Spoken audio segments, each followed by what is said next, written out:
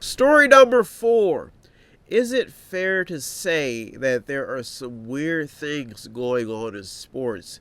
Now, the reason why this story is at number 4 is because sports plays a big impact in a lot of people's day-to-day life. They're now allowed to gamble with some of these players. On some of these players, they have fantasy leagues, and what we're noticing is that there is starting to become a pattern of behavior because it's starting to affect the average citizen's day-to-day lives. Now, if you did, I know most sports arenas are nonprofit organizations.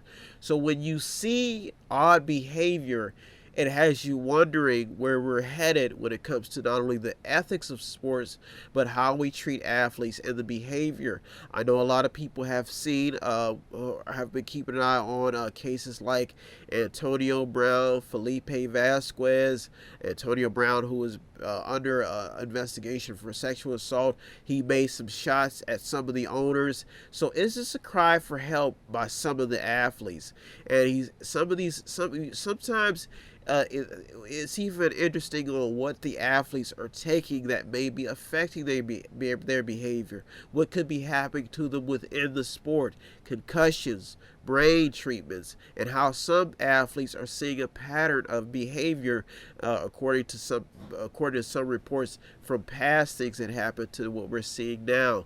There's even been fights at games between parents and other athletes. Referees are they're talking about how some referees are quitting at record rates in youth sports. So this story number 4, is keeping an eye on the sports arena is definitely a big story that has a lot of potential. And this is not only just happening to players, though. It's happening with parents. It's happening in even the smaller arena, even high school sports, where maybe it could be something that is happening within the players themselves. The testosterone levels, even when you look at what the athlete is taking. So if you look at the science of the matter, there may be some justification for this behavior. When you have athletes saying that they're either being treated like slaves, when you even see what happened with Andrew Luck, how he retired, stepped away from the sport.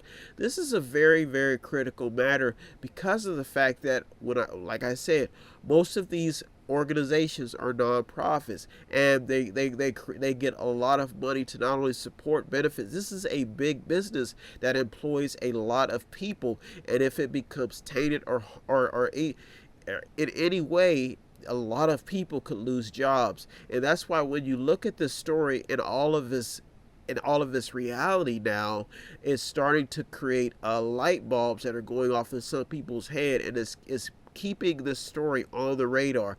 I kept passing the story in a few as the weeks were going by, but it's been staying alive.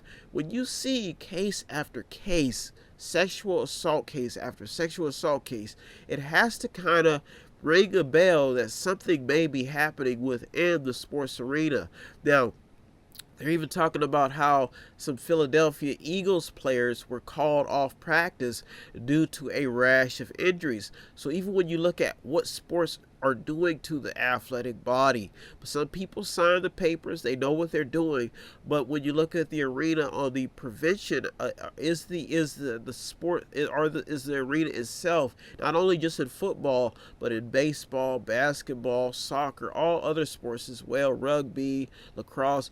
Are they doing enough to understand the mental state of their athletes, and are these athletes being treated like human beings and not? They're paid and not slaves. They're paid, but people are saying that when you look at professional athletes and you look at somebody who has been a standout athlete like Antonio Brown coming to the table and lashing out at executives, and then on top of that you see stories surfacing about his sexual life, something like this is definitely alarming, and definitely needs to be addressed, because these athletes have these this is their job. They're professionals. They have families to go to. They have families to feed. And even when you see reporters like Jamil Hill bringing things up about the certain athletes, and you see stories about how Pittsburgh Pirates all-star Felipe Vasquez, how he admits to sex with a 13-year-old in his driveway. You see stories like this surfacing, and people are fact-checking and trying to see what is actually happening in the arena of sports. Beer being thrown on athletes, and you see the competition level rising, how the betting and the gambling, and how athletes are starting to say, hey, will you treat me like a human being? This is my job. I have feelings too. A story like this is massive. I know we remember the film with Will Smith, Concussion, how the Steelers franchise took it upon themselves to bring it to light about some of the victims who have been affected by concussions. So you see a story like number 4. The reason why it has that potential is because sports is big. And not only just America, you have soccer sports, you have the Olympics. Even when they have sex, you have some of the Olympic athletes coming out saying that they were sexually abused. A story like this definitely has the potential to grow into a bigger story, because it appeals to the masses. It gets us to understand what is happening on the inside, and it also blocks out the big wigs, who are mainly blocking out the small voices of the athlete themselves. The athlete has rights, they have agents, and they also have to pay bills like everybody else. And that's why story number 4 has the potential to grow, and that's why I see it not only developing but growing into a bigger story. College athletes, there are athletes all over the globe that need to be paid, and some of them don't make enough, and some of them don't even make the cut. That's why story number 4 has the potential. You're in the meeting with me, Brian Westward. It's my duty every Sunday, every week, to pass out every week, coming from Sunday into Monday, to give you the top 8 headlines and developing news stories. I navigate the news just for you, constantly reminding my audience that the media, the news outlets, the journalists, people on the front line deserve all the credit.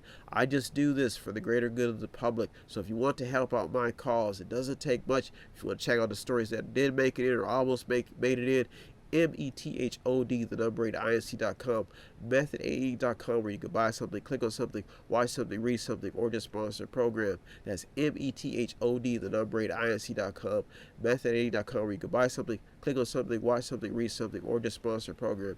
Every little bit counts. If you need help, then dial your operator.